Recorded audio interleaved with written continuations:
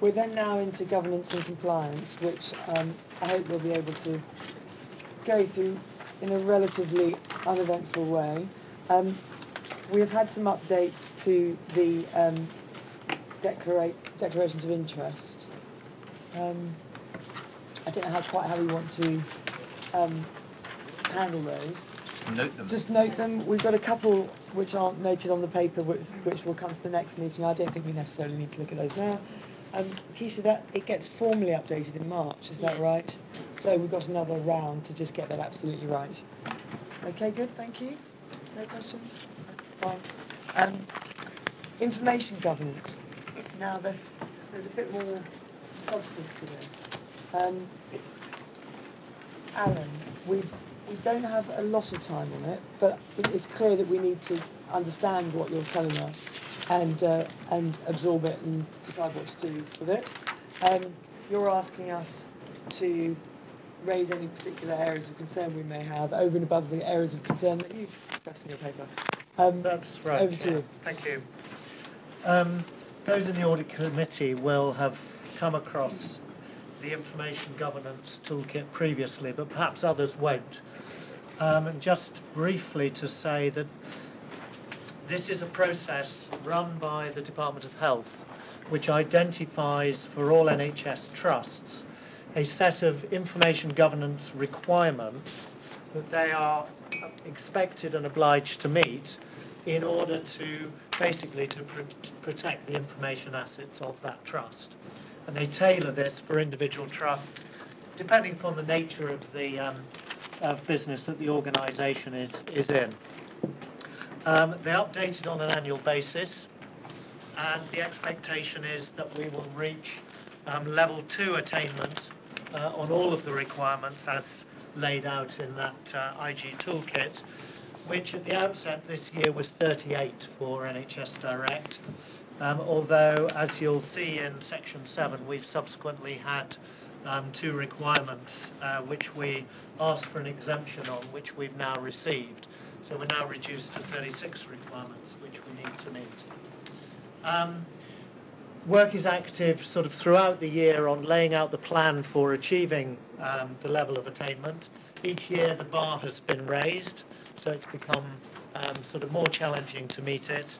And but we've got quite a well-disciplined process now for working right the way across the business to make sure that we've got all of the work planned out and all of the activities in place to get the level of attainment by the end of March, which is the sort of cut-off date at which you make your submission to the department to say how you've got on.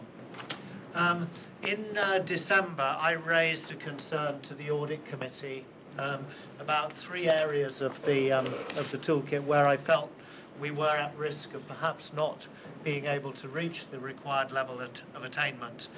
One of them was in the area of the area where we've now got exemptions, so that's sort of off the table. So there are 2 other areas.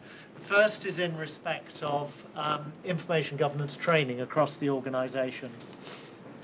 We need to get to a level where 95% of the organisation has achieved, has been on the Introduction to IG course and attained the appropriate attainment for that course, which is an 80% sort of pass mark on the small exam that you have to sit. We've been managing that process sort of most strongly outside of the frontline operations staff, because clearly with the Christmas pressures, we recognised that taking staff offline to take this course was going to put additional pressure on the business. We've also been focusing down more recently on getting a report so that we can see a sort of a league table across the organisation as to how well we're doing. I've had a draft of that report a couple of days ago, which kindly prepared by one of Roger's team, and it looks as if we're about 42% at the current time across the business. And in fact, the frontline operations staff are performing pretty well, and some of the other areas are not doing so well. And so I think with a concentration of focus on that for the remainder of the year, and bringing that report to the Chief Exec's meeting on a regular basis, we may be able to see that through to a successful outcome. A show of hands as to who has done the online module. You do it online for Introduction to Information Governance. We all need to do it. All the board do the non-executives need to do it? I don't think the non-executives have necessarily had a very high awareness. No, I think they've not been asked. So, but I think it shows a good example for the rest of the board. I think it's arguable actually whether the non-execs do need to do it, but I think it would be a good thing to say we're not asking you to do anything we haven't already done ourselves. It's very good. So it doesn't take as long as you think it will. I didn't do that to embarrass. We do have it is quite. You just retake it, Peter. You just keep retaking it. But unfortunately, the point is surely. Eventually it'll go in. The point is surely a very structured way of making sure that people know they have to do it, are reminded to do it, are checked. I mean, and that will work wonders with us, as it will for anyone in the organisation. Quite.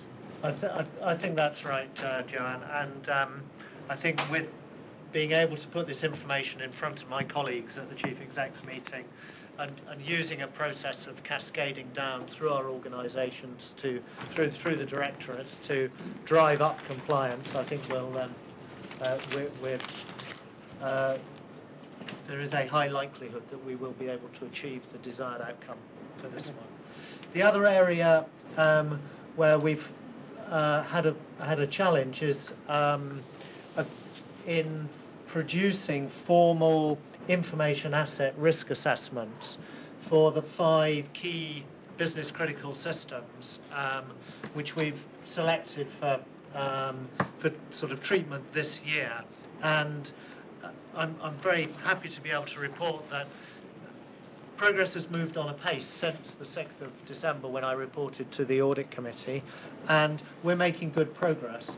It's particularly challenging because the information asset owners, it doesn't just cover the systems, it covers the data in the systems, it covers the processes, it covers the people assets in terms of knowledge and capabilities, and assigning, training up, and getting people's heads around the disciplines required to carry out a formal risk assessment of each of those areas for each of these assets has meant reaching out to a number of senior people in the business at a time when they are very busy doing other things. The process we've now refined, it's working well, and I'm confident that we will be able to get to a good position by the end of March, but it still requires a considerable amount of focus.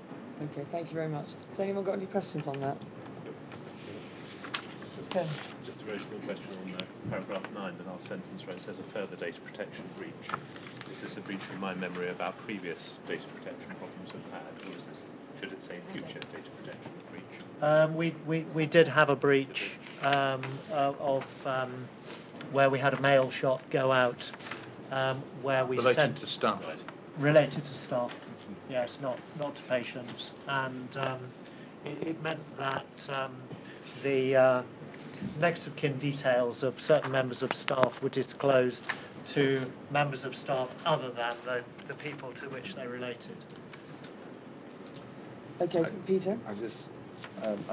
We struggled with this in the Audit Committee on several occasions, and I'm very pleased to hear what we've just been told. But I do think it's important that just for the board to have a minute that says that the judgment now is that all of these will be met, because for me anything less than that wouldn't be possible.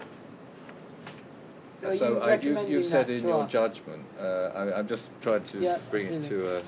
I think in my judgment, in these two areas, meeting the attainment level is now doable. But there is no reason why we should not be able to get everybody who needs to go through the Introduction to IG course, which is why I did my little impolite demonstration. There's no reason why we should not be able to do that, given that we are well up on frontline staff. The rock and hard place we wouldn't want to be is having to choose between taking people offline to do this and serving patients, but it sounds like we don't have that problem, or at least not in...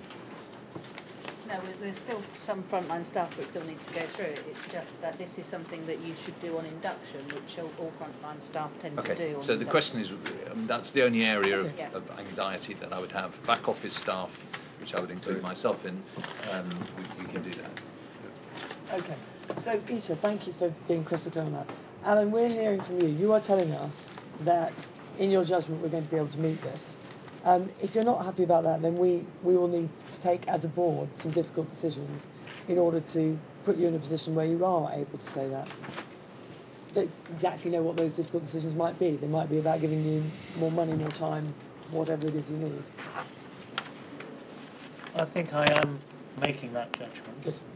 Thank you. We have taken on some interim help in the information security area to aid us in achieving the outcomes, and I think I need the continued focus of my exec colleagues to help me in their directorates We'll do weekly monitoring of the IG training take-up and focus the mind in that way. And we ought to do whatever the equivalent is on the risk assessment piece, just making sure that that's all been done too. Yeah. And I think the point being, Alan, you've got Nick committing to support you with your executive college to get it done, and you presumably feeling very clear that you're able to immediately raise any concerns you might have that we are going off track. And those will be quickly escalated. Thank you.